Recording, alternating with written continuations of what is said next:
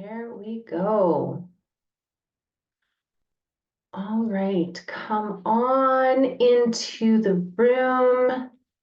As you are coming in this morning, this afternoon, depending on where you are, it might be the afternoon. It's the afternoon where I am. So as you're coming on in, what I would love for you to do is find the chat box. So you should see at the bottom of your screen a little ribbon, and there will be a button for a chat box. If you could actually just go ahead and open up that chat box, I'm going to go ahead and do the same. I'm going to open up that chat box. This is where all of the questions, the engagement, the interaction is going to happen today. And I really want to make sure that you can see that chat box. So if you could go ahead and open that up, drop your name in there. Let me know where you're from. And if you can, also just let me know that you can hear me okay. So if you can just say yes, let me know that you can see and hear me. That would be fantastic. And as you're all coming in and getting comfortable, I'm going to give it a few minutes before we really dive into things today. I'm going to share a little bit about my motivation for today's class, what to expect, what I'm going to be flowing through with you, and what you're going to be walking away with today. So really what the motivation for this class really comes from the stories that I hear, the experiences that I hear from the ladies that I talk to and work with who are in that perimenopausal window. So they're 35, cycling women who are 35 plus. And they're feeling overwhelmed. They don't know where to start. They feel like they've tried all of the things, but they're still not getting results. They're still having problems with their period. They're still feeling anxious and depressed and irritable. They're still grappling with insomnia. They're still exhausted all of the time. They're still having trouble with weight. They're still experiencing digestive issues. They're confused by all of the conflicting information that is out there, and they have no idea what's going on in their body or even what to do to get relief from the symptoms that they have been developing, like heavier or longer periods, completely irregular periods, more painful periods, new or more frequent headaches or migraines, insomnia. This one sucks. I've been there. It is awful. And the bone deep exhaustion that really accompanies it.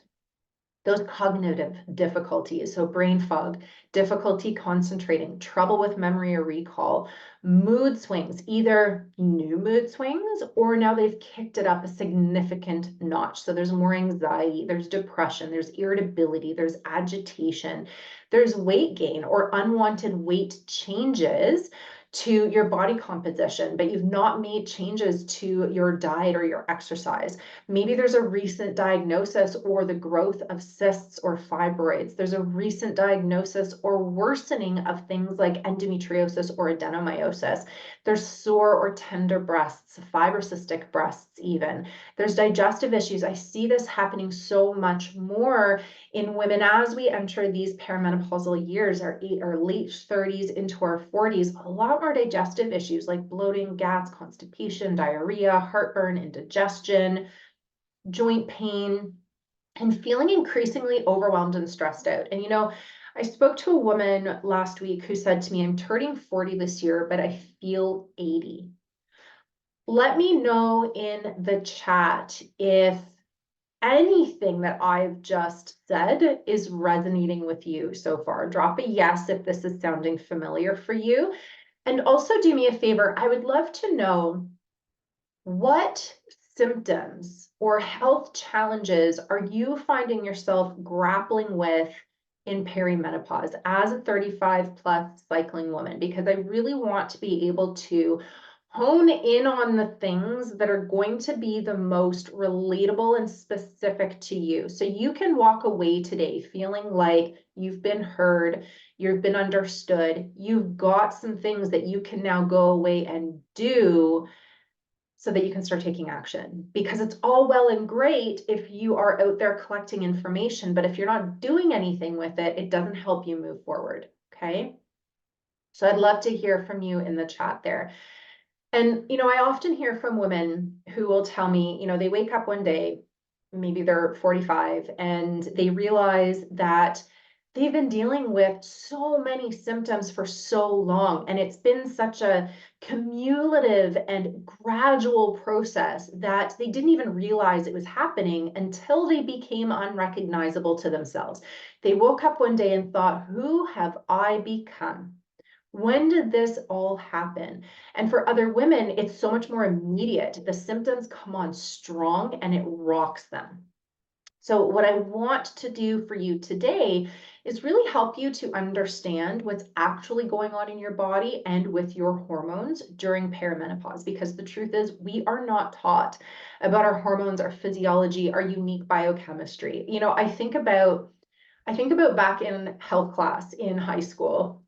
We were taught how to keep 2 eggs alive. Like, we had to go to the grocery store, buy some eggs, and keep them in a basket for a week. And I all I can do is laugh back on that experience, because what in the heck did that actually teach us? We don't learn anything about our health, our hormones, our physiology, our biochemistry at any life stage, much less perimenopause, right? So I really want you to give yourself a break. If you are that type of woman who is so hard on yourself, or you have other women or even men around you who are saying, well, you should know this stuff, you're a woman.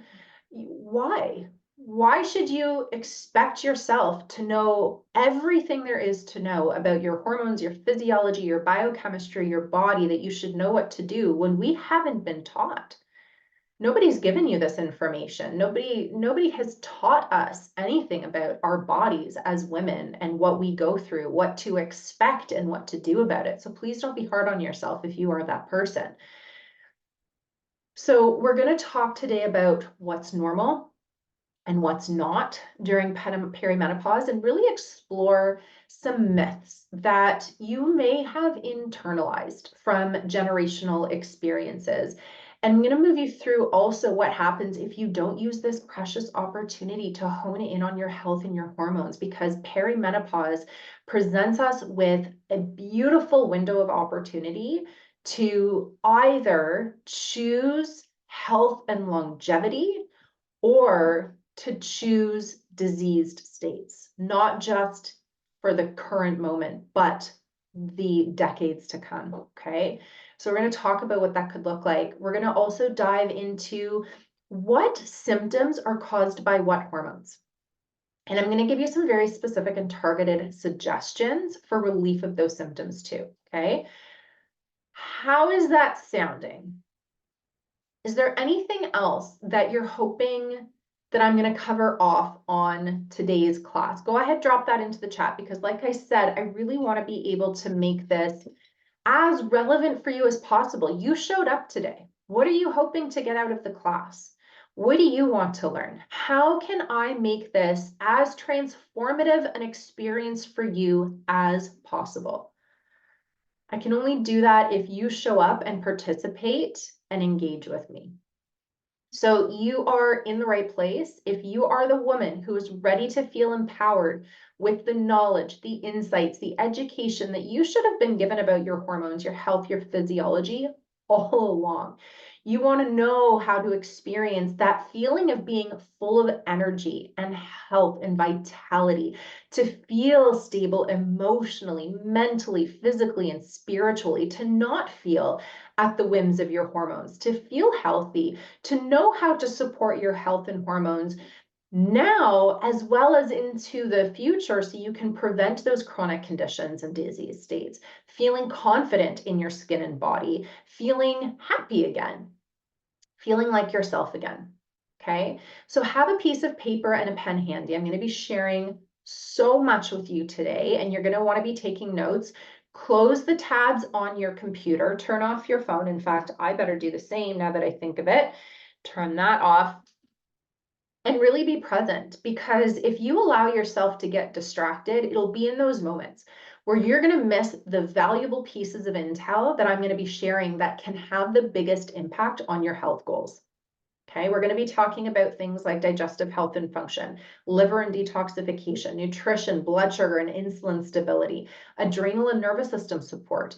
And I'm going to be providing you with very practical, everyday steps, a bit of a roadmap, if you will, where I'm going to be sharing a lot of action steps that you can be taking to support your health and hormones through perimenopause and beyond.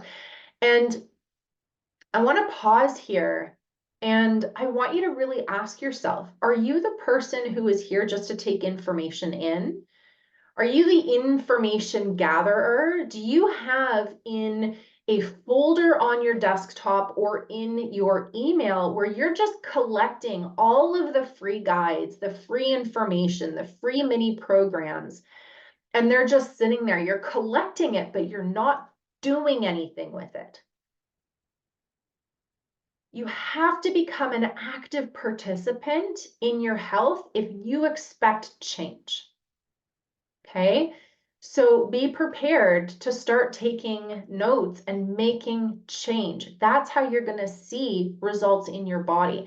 Now, feel free at any point in time to ask questions, drop them into the chat, but also keep in mind that as you're looking for advice and guidance, I will do my best to provide you with answers and directions as a functional practitioner, but I am not your practitioner. Okay.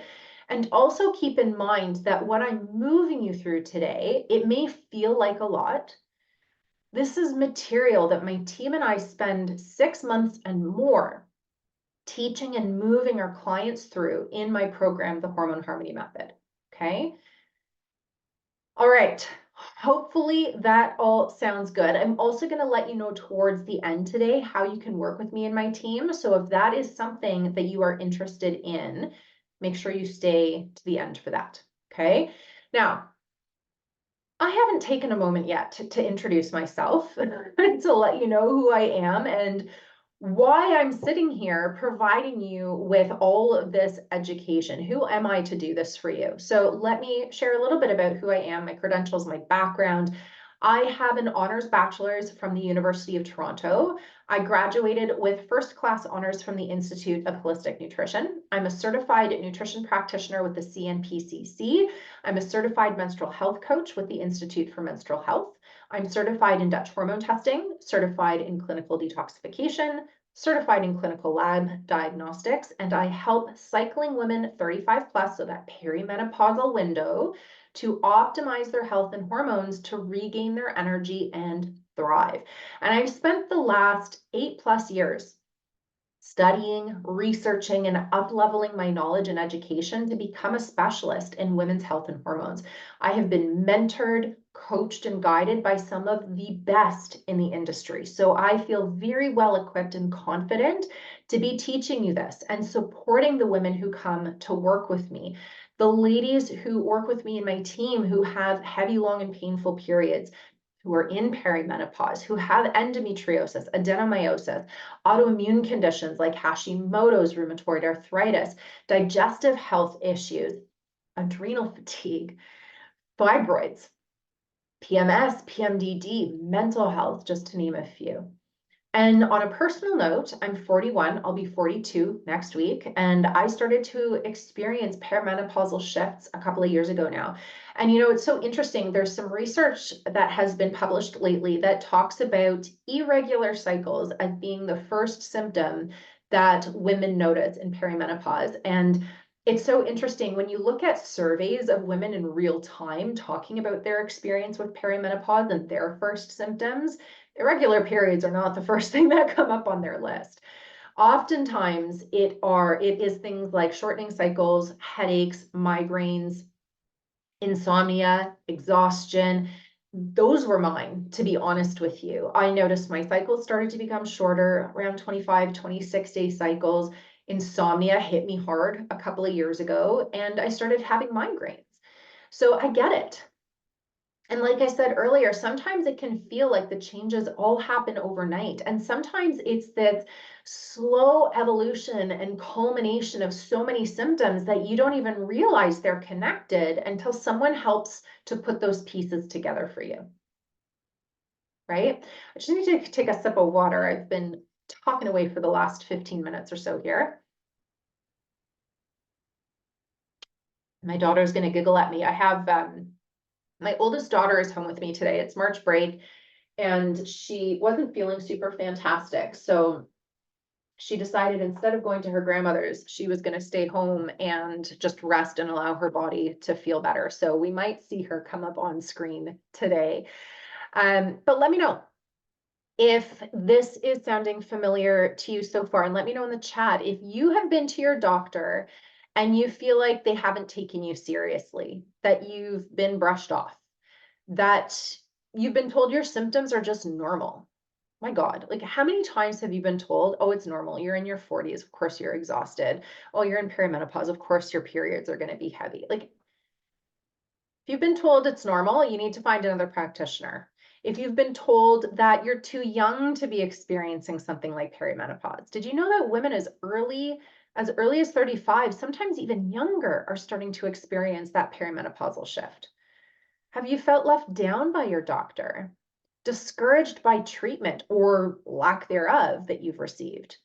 You've never gotten follow-ups on labs that you've had run, or you don't understand the labs that you've had run.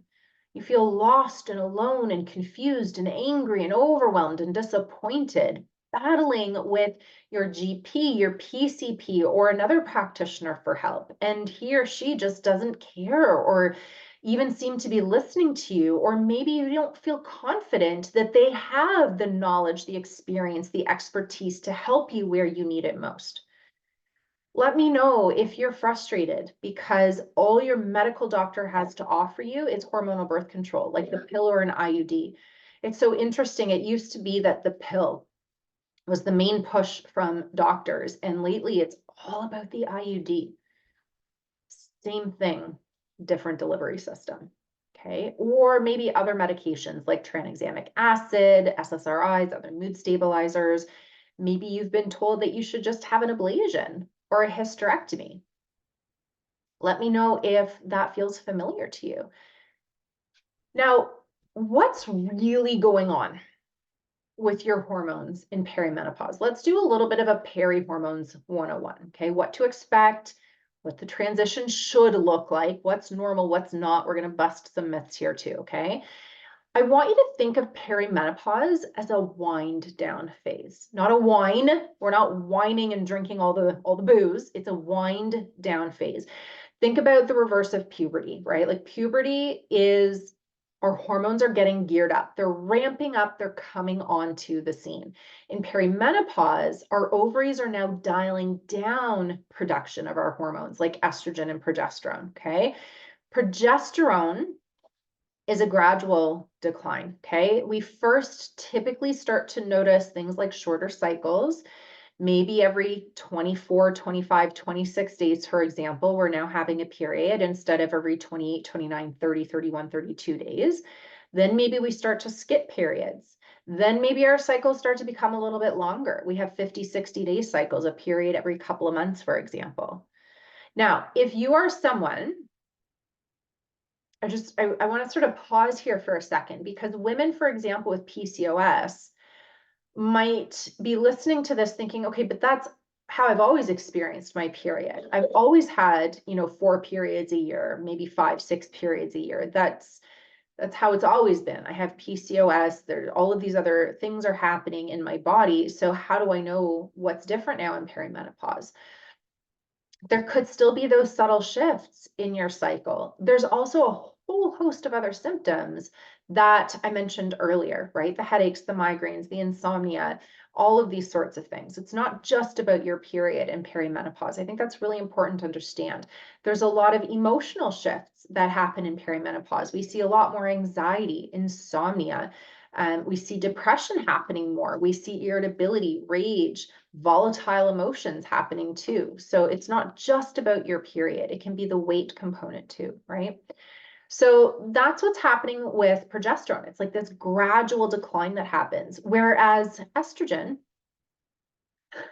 estrogen being the queen that it is a little bit more dramatic and can fluctuate a little bit more substantially. But there is a big time myth here that estrogen has to take you on a roller coaster ride and it has to feel like hell, okay? This is not a competition to see who has the roughest experience in perimenopause. This is not about grinning and bearing it until you earn menopause. You don't earn it, okay? In fact, if you look at ancestral societies around the world, women don't experience perimenopause in the way that we do in the Western world. This is really a modern day phenomenon. It's an evolutionary mismatch between our physiology and our environment, our lifestyles, our food availability, our societal expectations, and so much more. This idea that we have to feel like we're riding an involuntary roller coaster in our 40s, that we should feel utterly exhausted, that we should feel like a shell of our former self, that we should feel old. It's simply not true. It doesn't have to, and it shouldn't be that way at all. It really should be a subtle, gradual transition. Okay, I digress. Back to estrogen here. So the degree that estrogen fluctuates is going to be based on a variety of factors, and we're going to dive into these in more detail today. But some of those factors being how well your blood sugar is managed, how sensitive you are to insulin. And these are absolutely critical. And some of the first steps that I teach inside my program, the Hormone Harmony Method, that for many women stabilize their hormones, their periods, their moods, their energy levels, their sleep patterns. Getting your blood sugar and your insulin sensitivity on point in perimenopause is absolutely critical, okay? We also have to look at how well your liver is metabolizing your hormones, particularly estrogen, okay? And like I said, we're gonna do a deeper dive into the liver shortly, but just know for now that this is absolutely essential for supporting your estrogen dominant type symptoms, especially in early perimenopause. Things like the heavy, long, and painful periods, anxiety, depression, irritability, mood swings, fibroids, polyps and cysts, the fibrocystic breasts, the breast pain and tenderness, okay? We can even look at things like how much histamine you're producing. And histamine is hugely influenced by your digestive system, by bacteria that themselves can produce histamine and other bacteria that can stimulate your mast cells to make histamine. So this is just one area where your gut can have a huge impact on your perimenopausal symptoms and your estrogen levels in perimenopause. And we're going to dig into digestive health and perimenopause in a little bit too. We can be looking at how well your estrobolome is managing estrogen and estrogen elimination or recycling. And this is again where your gut bacteria is going to be playing a massive role. Your nervous system regulation, how resilient your adrenals are, how well managed your cortisol levels are. Your adrenals and nervous system are absolutely integral to how you move through perimenopause. This is really at the crux. This is what research shows. Our adrenals, our nervous system are at the crux of how we experience perimenopause. But there's a plethora of factors that are involved here, not just simply your hormones, okay? All right, hopefully this is making sense so far. If you have questions as I'm going through, pop them into the chat. Feel free to drop it in there. I'm happy to provide clarification, because if it's not making sense and you walk away wondering what the hell was she just talking about, that doesn't serve you. So if you are needing clarification on something, if you need me to do a deeper dive somewhere, if you have a question, drop it into the chat so I can make sure that you're walking away today with complete clarity on what it is that you need help with, okay? So initially, perimenopausal changes might feel very subtle. Might. For some women, it does feel very subtle. For others, like I said, it just comes on quick and rocks their world. It might start to feel like a little bit of pain with ovulation. Maybe there's some spotting. Maybe your period comes a day or two earlier than you expected. Maybe your muscle tone is changing. You're finding it harder to drop weight than you used to. Perhaps your PMS symptoms are becoming more noticeable. You're finding yourself more irritable, more anxiety, more depression is surfacing. Your bullshit meter is smaller than it used to be. You're more bloated. You're not feeling as energetic or vibrant as you once did. And I want you to be very careful not to write these symptoms off as, oh, I'm in my late 30s, my 40s, that's just normal. Or I have kids, of course I'm tired. Or I'm running a business, I'm leading a team. Of course I'm overwhelmed. There's so much to get done. Of course I'm anxious and exhausted. I don't have time to exercise, so of course my body is changing. Don't write it off. It isn't normal, right? And common doesn't mean normal, right? I think we've come to this place in society where we've started to recognize that so many women are struggling with their hormones, their symptoms, their health, and we think that it's normal. If everybody's experiencing it, it must be normal, right? Wrong. Think about diabetes. We're going to draw a little bit of a corollary here. Diabetes is the #1 disease in North America. Does that mean it's normal to be diabetic? I should hope that you're sitting there shaking your head no. So why do we write off our hormone imbalances, our health symptoms, our difficulties with our moods, our sleep, our energy levels, our emotions, our periods? Why do we write that off as normal? Okay. Women generally are starting to see symptoms crop up in their 30s, these perimenopausal symptoms, but they often are ignoring them. This is the time to really start leaning in and paying attention. Really track your body signs and symptoms. Keep a journal. What symptoms are you noticing and when? Symptoms like your sleep, digestion, skin, hair. These are other things that we start to see in perimenopause, a thinning or a falling of hair. Okay, skin issues, rosacea especially, okay? Other symptoms with your period, your mood, cognitive function, brain fog, difficulty concentrating, your sharpness, your memory, your recall, your energy levels, your weight. What symptoms are you noticing? It is valuable information for you, as well as for if and when you go to work with a practitioner. So we can start to understand the timeline, the potential triggers, the associations, and how to approach your care. These are all whispers from your body. All of these early symptoms, it's your body trying to get your attention. This is the time to take notice, to take charge, to take a preventative approach to your healthcare. Don't ignore the whispers. Lean into them and start paying attention. Because what happens if you ignore those whispers? Those whispers of your energy starting to decline, of sleep becoming a little bit more elusive, your iron levels dropping, periods becoming heavier or longer, your hair thinning or falling out. Those whispers, if you ignore them, become louder. Fibroids, cysts, and polyps start to develop. Migraines and headaches come on more often and with greater intensity. Sleep becomes incredibly problematic, and you're exhausted all the time. Anxiety becomes all-consuming. Your blood work starts to point towards pre-diabetes, thyroid conditions, potentially even autoimmunity. I have a client that I'm working with who has all of these blood markers that are pointing towards pre-diabetes. Her blood sugar is through the roof. She has non-alcoholic fatty liver disease. She cannot get the weight off of her body no matter how hard she tries. Do not allow yourself to get to that point. This is the opportunity to take the reins. This is where you get to decide how you want to live out the second chapter of your life. Will it be full of vitality, longevity, strength, and energy, health, and happiness? That is the choice that you get to make right now.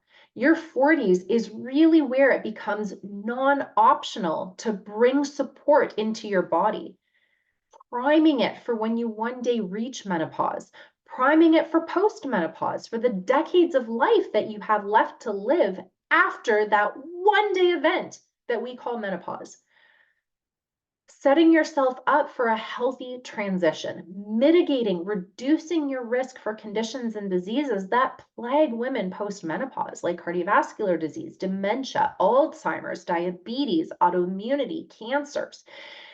Think about it like this. Our 20s set the stage for our 30s. 30s set the stage for our 40s. We can't go back and change the past. Okay? But that also doesn't mean that you just throw in the towel and say, well, F it. I screwed up. Too bad. What can I do about it now? Your 40s set the stage for your 50s, your 60s, beyond. The next, 3 to 5 decades of life that you have left to live beyond this moment. This is where you get to take ownership over your health. Is this making sense so far? If you have questions, go ahead, drop them into the chat. And I really want to get into what symptoms, because I get this question a lot. Well, I have, I have spotting, or I have bloating, I have water retention. What might be causing this? I have anxiety. What hormone is causing that? So I want to really dial into that today. What symptoms are caused by what hormone imbalances, and really start to hone in on some top priorities to support those hormones so you can get some symptom relief. Okay. So let's do that. We're going to start with progesterone. Remember, in perimenopause, progesterone is starting its wind down, right? So what you might start to notice, sleep may not be as solid. Headaches are coming more often coming into your period. You're noticing that you're starting to spot more, both before and after your period. You're finding more water retention, bloating, joint pain and stiffness, more mood-related concerns like anxiety and depression in particular, because progesterone is hugely connected to GABA, which is a neurotransmitter that is responsible for calming our nervous system, controlling anxiety, stress, and fear. So when we think about progesterone, how do we make progesterone? We make progesterone by ovulating. We want to continue to ovulate for as long as possible through perimenopause so that we can continue to make progesterone. You may have heard me say this previously. Progesterone is not just a fertility or pregnancy hormone. It is such an essential health hormone, especially in perimenopause. It's responsible for calming our nervous system. It induces parasympathetic nervous system activity. It's kind of like our chill pill, our natural chill pill. It reduces inflammation. It nourishes our thyroid and helps it to function effectively. It boosts energy. It stimulates metabolism. It improves mood. It supports sleep. It relieves anxiety. It reduces histamine. It builds bone and muscle. It reduces cancer risk. It's protective against heart disease. It is such an important health hormone, not just a period or fertility hormone. And I always get the question, okay, cool. So can I just go take some bioidentical progesterone then? Yes and no. Okay. Bioidentical hormone replacement therapy can be such a valuable tool. I want to be really crystal clear here and say that I am not anti-BHRT. It can be very valuable. However, if all you're doing is bioidentical progesterone, for example, it is not going to be effective. We have to support your body's ability to use that progesterone. We have to do things like support your blood sugar and insulin sensitivity, support your metabolism, reduce your inflammation, improve cellular health and function, support your gut and your liver, improve the resilience of your adrenals and nervous system. Bioidentical progesterone isn't going to do any of those things for you. We've got to set those foundations too. Okay. All of these things I'm going to be diving into today. Otherwise, that progesterone, it's not going to be effective. That's not how supplementation works. That's not how bioidentical hormones work. Hormones are just chemical messengers. They cannot effectively do their job if the environment, that internal landscape, doesn't support their delivery. Not to mention, we can't hyper isolate a hormone or a symptom. We really need to take a step back and look at the body holistically, all the interconnected parts. It's a multifactorial approach to your health, which is radically different from what we are used to experiencing with the medical system, right? Which really is to treat a symptom with a pill. You have a headache, take a pill. You have a heavy period, take a pill. That's where we've gotten this idea that all we need to do is take a supplement or to take a pill. But how has that worked out for us? We're a society that is over-medicated, growing sicker and sicker. It's not an effective approach. Would you agree? We really need to support ovulation, support progesterone. Like I said, we need to take that step back. We need to take that holistic approach and consider the multiple factors that are involved in this process.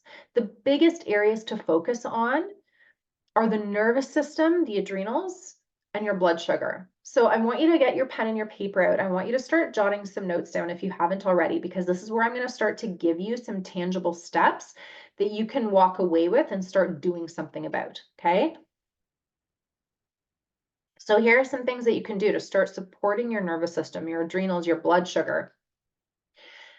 Prioritize sleep. You probably hear this ad nauseum, but honest to God, if you are the type of woman who sacrifices sleep for everything else, you are never going to get ahead.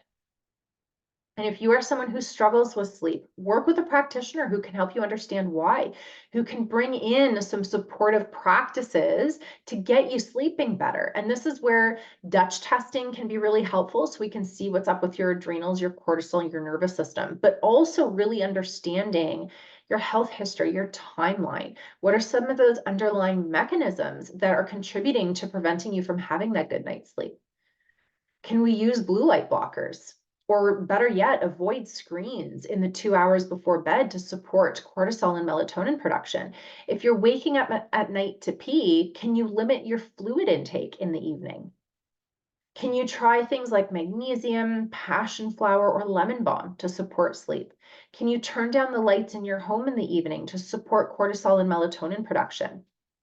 Can you make sure that your room is dark and cool using a night mask? I love my night mask. My youngest daughter likes to keep the hallway bathroom light on, or the bathroom light on, so there's some illumination in the hallway, and it's enough light to stimulate my nervous system. So my night mask is a game changer for me. Can you turn your electronics off? Put airplane mode on your phone. Can you use white noise? Can you incorporate stillness during the day? One thing that I talk about is bookending. So I'll have women who start their day doing gratitude, they'll read a Bible verse, they'll do some prayer, maybe some meditation, and then they're go, go, go, go, go, go, go, go, go, go, go, go, go, burning themselves out throughout the day. And then at the end of the day, they're ending it with maybe some stretching, some yoga, some breath work. They bookend, right? You are sending the message throughout the day to your body that you are in fight or flight mode. We've got to incorporate these moments throughout the day. Bring in some deep breath work. Take pauses, even if just for 2 minutes, to do some deep breaths or light stretches. Can you eat protein, fat, and fiber with each meal to stabilize your blood sugar? When your blood sugar is stable, that takes the stress off your nervous system. Can you eat breakfast within an hour, max hour and a half of rising in the morning, aiming for at least 20 to 30 grams of protein per meal, ideally 30 to 40, especially at breakfast, and 100 to 120 minimum grams of protein per day. Protein is essential. I want to actually just take a step back here for a second and say, I'm not a macro counter. I'm not going to sit here and say, well, you need to have, a 40, 30, 30, for example. That's not how I operate, but I'm very focused on making sure we're getting enough protein, because protein is essential, not just to support insulin, not just to support our nervous system, but for building muscle. Muscle is our organ of longevity. It's an endocrine organ. It's going to mop up excess insulin and blood glucose. It's going to support mitochondrial health. It's going to improve bone and heart health. Okay. Protein is such an important macro to be emphasizing on your plate. Prioritize protein and produce. Okay. Lots of non-starchy veggies. Fruits are fine. Carbs are not the enemy, ladies. We just need the right ones, and we need to pair them appropriately as well. Okay. Healthy fats. Again, fat is not going to make you fat. We need fat. They are the building blocks of our hormones. They help nourish the nervous system. They provide lubrication to your cells, your brain, your joints, your digestive system, your mucosal membranes. They stabilize your blood sugar. I like 2 to 4 tablespoons of fat per meal. Can you bring in an afternoon snack? I find this incredibly beneficial in practice with my clients to support blood sugar, to support the nervous system, which we'll talk more about later as well. There are so many things that you can be doing to support ovulation and progesterone. And these things are all things that you need to be doing if you're currently using or considering bioidentical hormone replacement therapy. Okay. Now, what about estrogen? When when we talk about estrogen, a lot of the time we talk about it, I would say 99.9% of the time, we talk about estrogen like it's a single hormone. But it isn't. Okay, doctors especially, they're only looking at estradiol, which is one form of estrogen. Granted, it is the main form of estrogen that we make during our reproductive years, and it is estradiol that fluctuates during perimenopause, but we make more than one type of estrogen. And those estrogens get broken down once they've done their thing so that they can be eliminated. Estrogen is a use it and lose it hormone. Okay, it's really been maligned, but it's a really important hormone. Just like progesterone is a health hormone, not a period and a fertility hormone, estrogen is too. It supports our heart health. It keeps our bones strong. It keeps us lubricated from our eyes to our vagina. It supports brain health and cognitive function. It supports urinary tract health. It supports skin, hair, and nail health, and so much more. We have estrogen receptors on every single cell of our body. Okay, it is not just a reproductive or period hormone, just like progesterone is not just a fertility or pregnancy hormone. We want estrogen around, but we want it around, we want it to do its thing, and then we want it out. It's a use it and lose it hormone. We don't want it hanging around longer than it should, like that unwanted house guest that just doesn't get the hint that it's time to leave, right? And this is where we start to see problems in early perimenopause, particularly where we start to see more estrogen on the scene. And in relation to declining progesterone, we tend to be more estrogen dominant in our late 30s and into our early 40s typically. Okay. Now, the real problem with this estrogen dominant piece isn't just the overall amount of estradiol or the declining progesterone. I'm going to repeat that because it's really important. The problem isn't just the overall amount of estradiol. The problem comes when your liver isn't metabolizing estrogen properly and/or you're not eliminating estrogen effectively through your poop. Okay, we're going to go there today. Once estrogen has done its thing, it's hit on all of the cellular receptors in your body. It's done what it's needed to do. It's supported your bones. It's supported your cognitive function. It supported your hair, skin, and nails, your heart, all of the things. It gets tagged as being used. And then your liver gets to break it down. And this happens in two phases in the liver. The problem is your liver is an incredibly overworked organ. It's got 550 plus other jobs that it needs to do.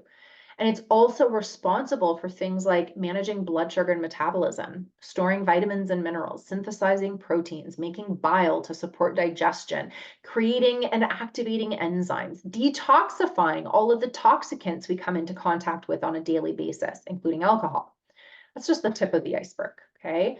Our liver has become an incredibly overburdened organ. We live in a toxic soup. And by the time it gets to estrogen, what I'm seeing oftentimes on the Dutch tests that I run with the ladies that I work with in perimenopause is their liver is metabolizing estrogen incorrectly. So we have way too many of the wrong forms of these breakdown estrogens, AKA estrogen metabolites, okay? These estrogen metabolites, these breakdown estrogens, more often than not, are the real culprits behind the estrogen dominant symptoms that we see in early perimenopause, like the heavy, long, and painful periods, the fibroids, the cysts, the polyps, the breast pain and tenderness, the fibrocystic breasts, increased PMS, even PMDD, headaches and migraines, endometriosis and adenomyosis. So supporting the liver here is really important, as is running the right testing to know how your liver is even breaking down estrogen to begin with, okay, which we're going to talk about in a minute. So you can support your liver. I've got several things here that I want you to, again, get your pen, your paper out, start writing this down to know how to start supporting your liver, rev up its functionality, its ability to metabolize, detoxify, and break down. I love castor oil packs over the liver. Drinking lemon water in the morning, eating bitter greens, things like dandelion greens, mustard greens, arugula. Artichokes, beets, and cruciferous veggies are excellent for the liver.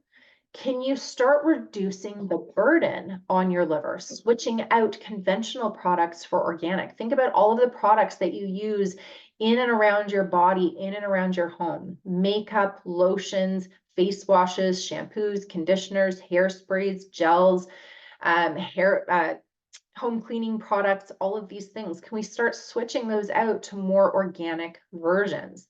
Can we avoid the packaged, processed, prepared foods, the refined grains and sugars, the alcohol, the dairy, the vegetable oils? Drink lots of filtered water. Herbal teas count.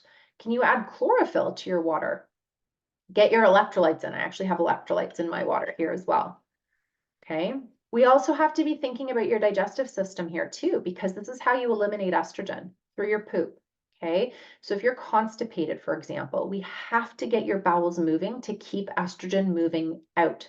We have to look at your estrobolome here again too, with proper testing, to know how those bacteria are managing estrogen in circulation. Oftentimes, we see an increase in bacteria in the estrobolome that are causing estrogen to be recirculated instead of eliminated. Gut health is so incredibly important in supporting estrogen. And this is where functional testing with the GI map is so important in helping us to identify how healthy the GI system is. Okay, let's dial in on the digestive system for a moment here, because your microbiome shifts in perimenopause too. So for a lot of women, they start to experience more digestive issues like bloating, gas, constipation, diarrhea, heartburn, indigestion. They're starting to find that they're more sensitive to foods or reacting to foods that they didn't previously. Those are really the obvious signs that something's up with your digestive system, but there are not so obvious signs as well. Things like anxiety, mood swings, fatigue or exhaustion, headaches or migraines, autoimmune conditions like rheumatoid arthritis, hypothyroidism, Hashimoto's, joint pain or stiffness, muscle pain, if you have low iron on blood tests, if you have cognitive issues like brain fog, difficulty concentrating, feeling foggy headed, difficulty with memory or recall, itchy anus, especially at night. Poor immune function, you get sick often. You have recurrent yeast infections or bacterial vaginosis, recurrent UTIs or bladder infections. If you have insomnia, we've really got to dial in on your digestive health and function. All of these symptoms give us clues, but so does your poop. As gross as it sounds, you should be looking at your poop every day because it's a little report card for you. Okay. Just like your periods are a report card for your hormones, your poop is a report card for your digestive health and function. And your gut is the mothership for your health. All health begins in the gut. If your gut is not in a happy place, your hormones are not going to be in a happy place, and neither will you. So how are your bowel movements? Are you having daily complete bowel movements? Ideally, you should be eliminating from your wrist to your elbow, that length, the diameter of a toonie. If you don't live in Canada, if you take your middle and pointer fingers on each hand, put them together, that's the circumference that you're looking for, that length, every single day. Ideally, 1 to 2 bowel movements daily. It should be coil or S-shaped, dark to medium brown in color, not tan, not tar black. It shouldn't be sticky. You shouldn't have to wipe more than 1 to 3 times. You shouldn't be sitting there straining on the toilet. You shouldn't see food particles. You shouldn't see blood or mucus in your stool. And it should feel complete.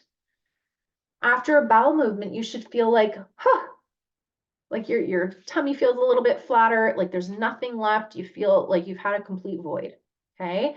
If you're experiencing digestive symptoms or any of the symptoms that I listed that are connected to your gut health, and or you're not having ideal bowel movements as I've just described, you really should be working on your gut health. And I'm a big believer in testing, not guessing. That's my motto: test, don't guess.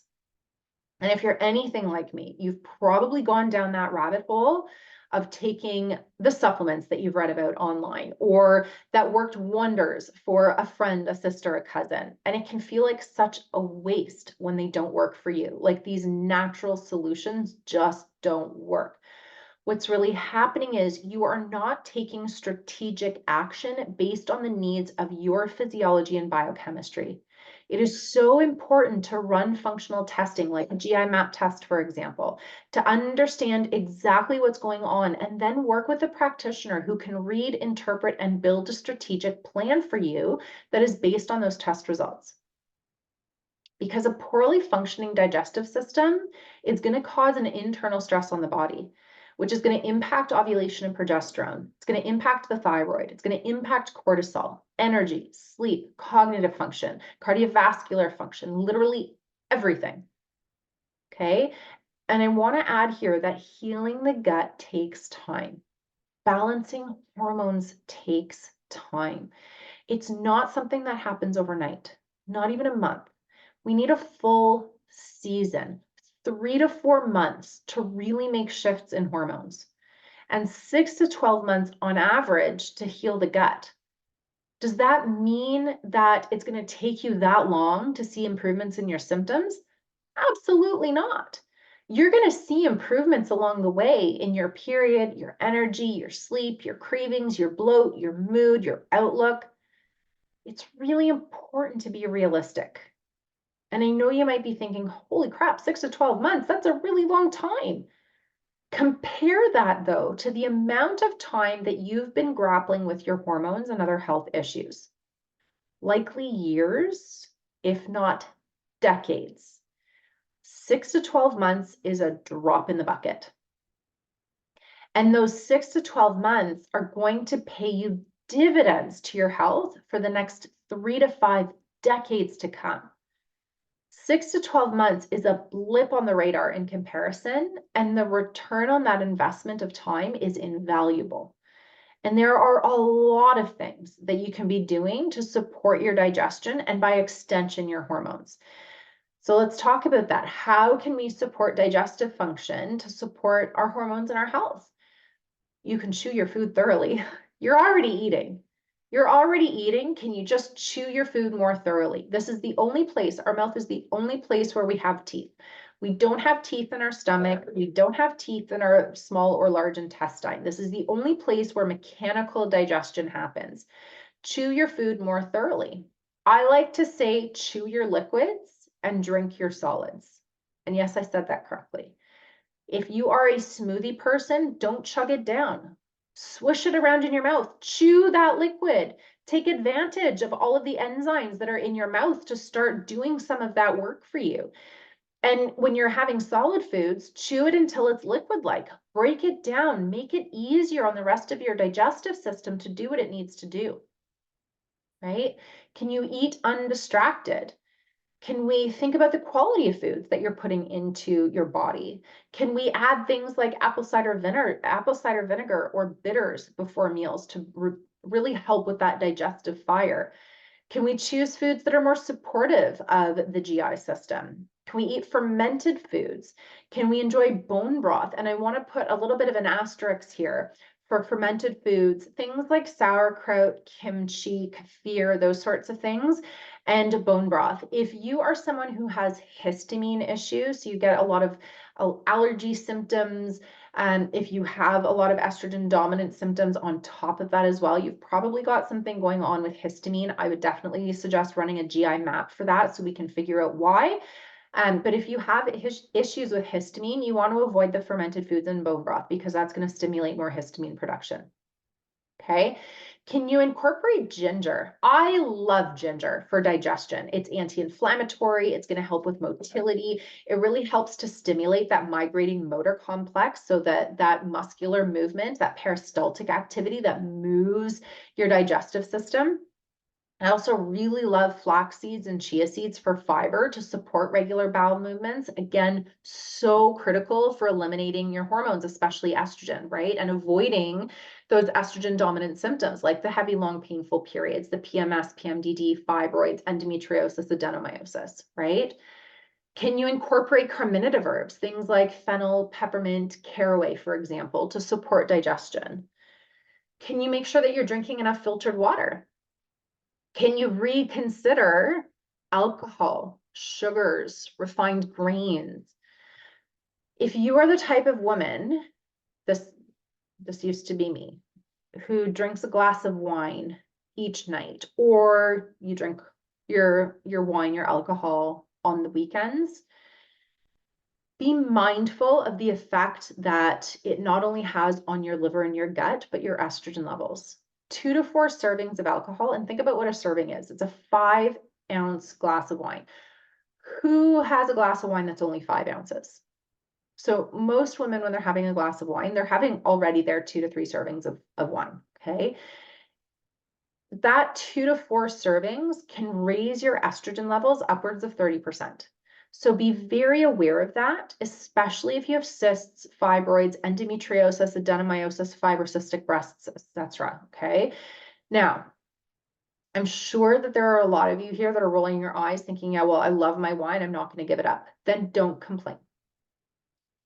Don't complain that you have issues with your period, that you have issues with your mood, that you have issues with your cognitive function, that you have issues with sleep. Don't complain if you're not willing to make change. I say that with love. Okay. Can you be a food detective?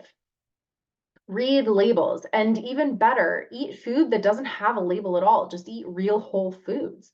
Remove inflammatory foods like sugar, gluten, dairy, industrial seed oils, those omega-6 oils, huge, and they are in everything.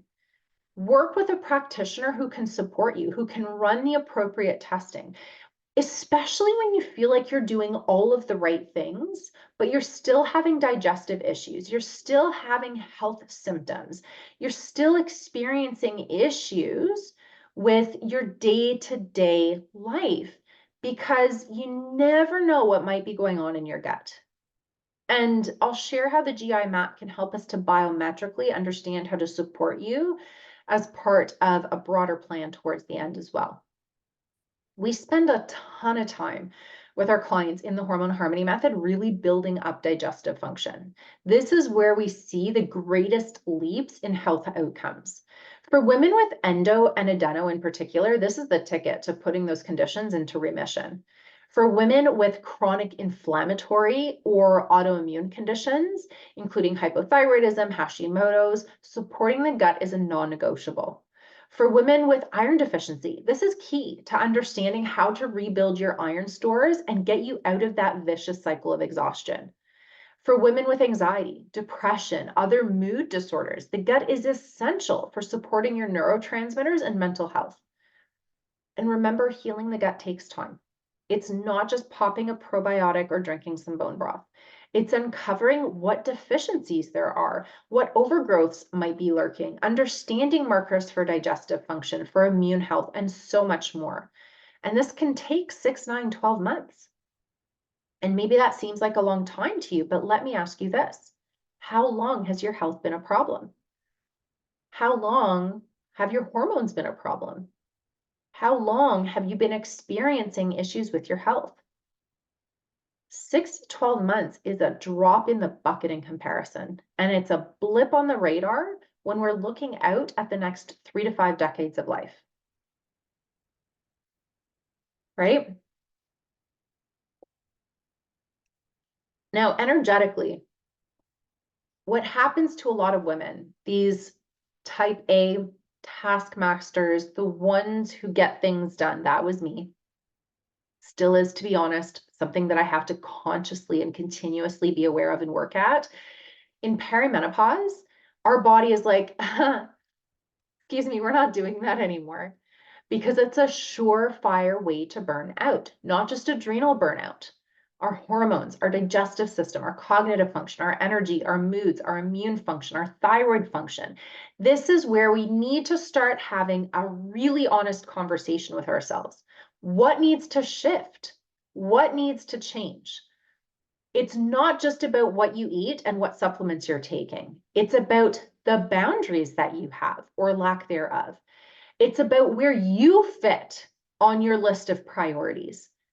How many of you are constantly putting yourselves on the back burner? Everyone else comes first. Everyone else gets first dibs on the resources available in the household, and you get whatever is left over, if anything at all. Why?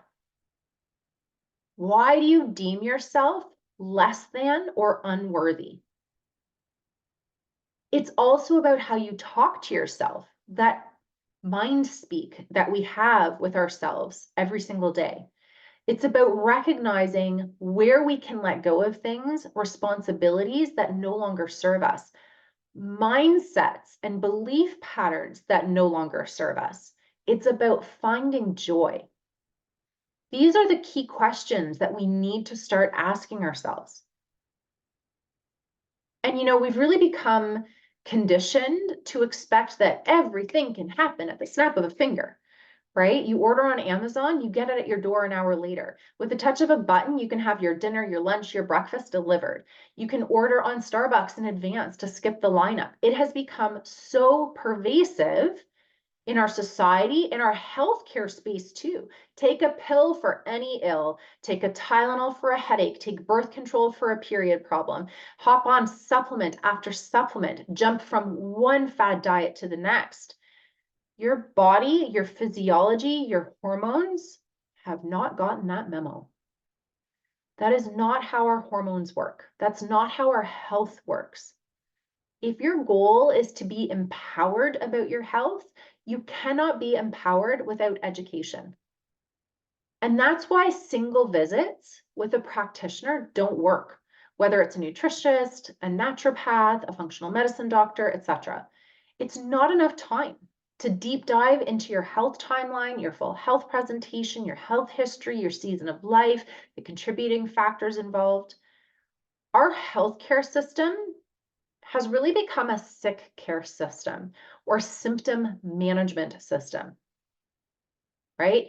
Here's the thing, our human body, our hormones especially, are complicated. I've spent tens of thousands of dollars on my education to date, and I continue to do so because there is so much to learn. The answers to your health are not on Dr. Google or at the bottom of the very latest and greatest supplement bottle or the trendiest diet. If it were that easy, you probably would not be sitting here with me today. There is nothing wrong with you. You should not be expected to know this. I have dedicated my career to understanding women's health, hormones, and menstrual cycles. This is what I have studied, what I've obtained multiple degrees, diplomas, and certificates in, and I'm still learning. So give yourself some grace. Women's health is a complicated matter. Unless you've committed years to studying this, there's no way that you can be expected to figure it all out.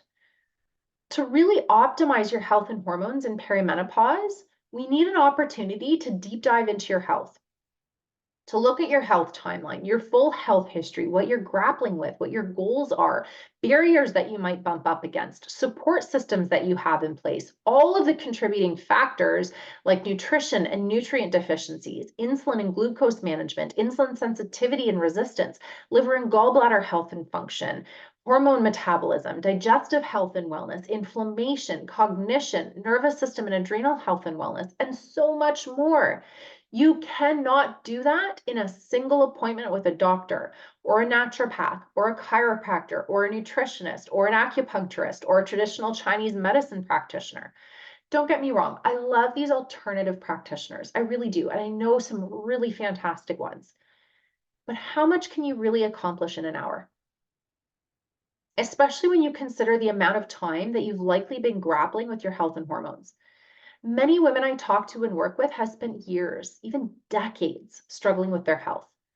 That doesn't get resolved in a single appointment. I'm constantly amazed at how much I continue to learn about the women that I'm working with 3, 4, 5 months in. You have lived a full life. There is so much to unpack and to unlearn. And so often there's a piece of information about their health, their lived experience that they'll mention 3, 4, 5 months in. And I'm sitting there thinking, oh my gosh, that's the missing piece. If only we had known that from the beginning, right? There is so much to uncover and explore and really dive deep into your health and experience for you to have the outcomes that you desire to achieve. Okay. If you are the type of woman who is ready to take your health to the next level, to be empowered with education, to have a deep level of support, the deepest level of support, bar none, in the industry, functional testing, who desires a full body, full health transformation, who is ready to take action, who's ready to show up and receive support. The Hormone Harmony Method is where you can work with me and my team to be coached, mentored, and guided by us, to have the education, the resources, the in-depth support into your root causes of your health, your hormone struggles. Now, first of all, I'm going to drop a link into the chat. We're going to take a moment here. Let me just drop this in here. Oh, there we go. All right, I've dropped a link into the chat. What I would love for you to do, we're going to just take a couple of minutes here. I want you to please go and click on that link. It's going to open up into a separate tab. So you can have the opportunity now or after our class this afternoon to be able to go take a look there, read more information, and even schedule in for a discovery call with me and my team, Ashley and Danielle. You can go have a look at this as I'm sharing some information here with you today too. And if you have any questions, you're most welcome to ask away, okay? This is how the Hormone Harmony Method works. It is a 6-month education-rich, fully supported and guided program. It is the highest level of support that you are going to find in this industry, bar none. Okay.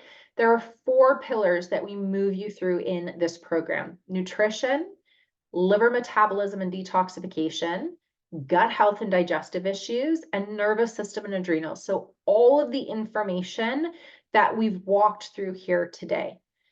You'll also have a dedicated client success coach to hold your hand each and every step of the way. You're going to have multiple private consults, weekly group office hours, daily touch points through a private group. That old model of having an appointment with a doctor or a practitioner, it doesn't work. That is not how you're going to be successful. We're going to hold you accountable and we're going to be by your side each and every step of the way. Failure is not an option here. And you need to show up for yourself. No more guessing games, no more trial and error, no more wasting time, money, and energy on things that do not work. Just answers, data, support, and a team of women's health and hormone experts who have been where you are and who have a proven track record of success. We educate you, we don't tell you. We create plans and protocols based on the education. You have to be part of that journey. You have to play an active role and understand that it's a journey. It doesn't happen overnight. It doesn't change overnight. Give yourself a full season, 3 to 4 months. That ovarian cycle is 90 to 100 days long. So a solid change from a hormone perspective is 3 to 4 months of being consistent, not just with supplements, but with your boundaries, with food, with sleep, supporting your liver, your digestive system, all of these things. If you do not get in charge and in front of what's going on with your hormones, you're going to feel it physically, mentally, and emotionally. And you're going to keep chasing the next diet, the next supplement, the next practitioner. One thing might work for a period of time, and then it's going to stop because you're not addressing the root cause. Your gut, your liver, your metabolism, your endocrine system, your adrenals and nervous system. You're just walking around your symptoms and your health versus really drilling deep and understanding. For us to really, truly feel healthy, we need to learn how to get around the sick care system. You're going to be spending 10 years or so, maybe more, in perimenopause, and then another 3 to 5 decades post-menopause. So you get to choose how you're going to experience the next 30, 40, 50, 60 years. And healing happens in community. So many women feel shamed in talking about what they're experiencing, and that's doing us such a huge disservice. When you're part of a community, you're not going to feel as stressed and alone about what's going on in your body. Your support system grows. You feel connected to the whole, which is greater than the sum of its parts. You'll learn from other women and you'll heal. If this is feeling good and resonating with you and you're interested in working with me and my team, your next step is going to be to schedule a complimentary discovery call with me and my team, Ashley and Danielle. I'm going to drop a link into the chat here for that if you feel so called. And we're here to listen to you, to really hear you, and to validate what you're experiencing. We are terrific at holding that space for you to finally be seen and heard and get answers, to offer you real solutions to your hormones and health concerns beyond hormonal birth control and medication, beyond mainstream social media advice. So in that discovery call, we're going to explore your current health presentation. We're going to start diving into your health history, what you've tried, what worked, what hasn't worked, what your goals are. And we'll start exploring the roadmap that we would recommend for you in the Hormone Harmony method. That way you can feel completely comfortable in the path that we are going to lay out for you and confident with the approach that we're going to take. You'll have ample opportunity to ask questions and really truly understand what your next best steps are. And you'll be able to see the light at the end of the tunnel. Now, if you're booking in for a call, I do ask that you respect our time, because while this isn't a consult, we put a lot of energy into this call to help you figure out how we can best support you. And if this was an appointment for your child, your spouse, your pet, you wouldn't cancel, you wouldn't not show up. So stop canceling on yourself. Keep the promise that you make for yourself and show up if you choose to book in. Okay. All right. If you have any last questions, pop those into the chat. And I want to remind you, when you are doing all the right things, when you're eating well, you're prioritizing sleep, you're keeping your blood sugar stable, you're eating the fermented foods if you can handle them, you're taking the supplements that you've read about, and you're still not seeing the results that you're looking for, it is time for a deeper dive. You are not doomed. You are not meant to suffer. It is not genetics. There are answers. And my team and I would love to support you. So have a look at the information on the page that I've linked to in the chat.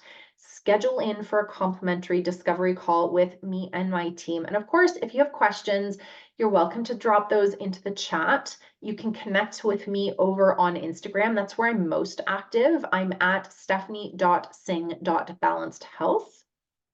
And if you are the person, because I am, when I am in a webinar, a lecture, a course, a class, whatever the case may be, I'm taking in the information. And it's only after the fact, once I've percolated, internalized, and absorbed that information, where I then start thinking of the questions. If that's who you are too, please don't sweat it. This is not your one and only opportunity to get the answers that you're looking for. Reach out to me on Instagram, book in for that discovery call, and we're happy to connect with you on those questions and get you the clarity that you need. Okay? All right. Thank you so much for joining me today. I hope you learned something new. I hope you've been inspired. I hope you have hope.